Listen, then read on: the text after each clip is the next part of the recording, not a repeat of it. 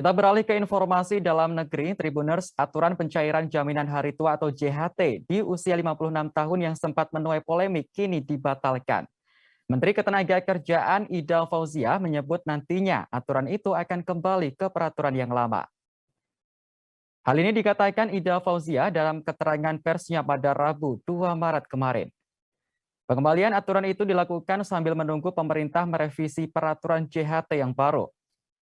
Ida mengatakan peraturan Menaker atau Permenaker nomor 2 tahun 2022 yang menuai polemik belum berlaku efektif.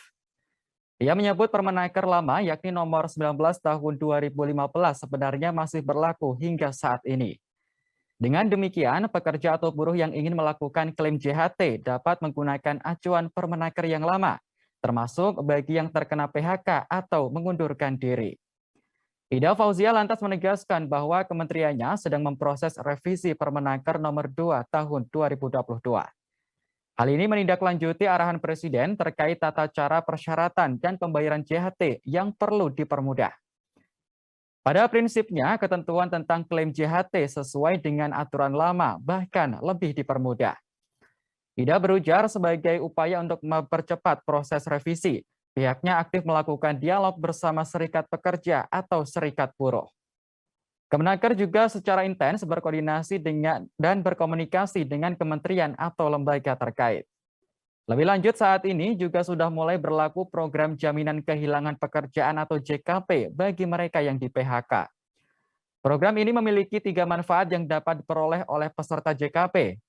Antara lain manfaat uang tunai, akses terhadap informasi pekerjaan melalui situs paskar.id, serta pelatihan untuk skilling, upskilling, maupun reskilling.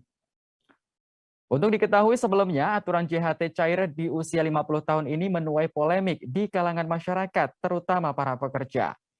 Demonstrasi besar-besaran pun dilakukan menuntut agar Permenaker itu dicabut dan Ida Fauziah dicopot sebagai Menteri Ketenagakerjaan.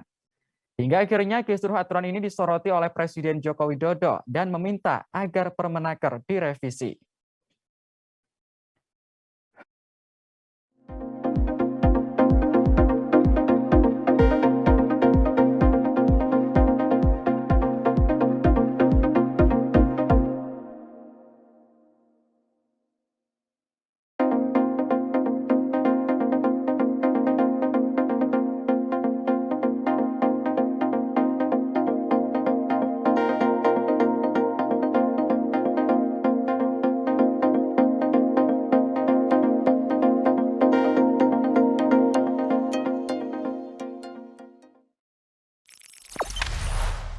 Jangan lupa subscribe, share, komen, dan like ya.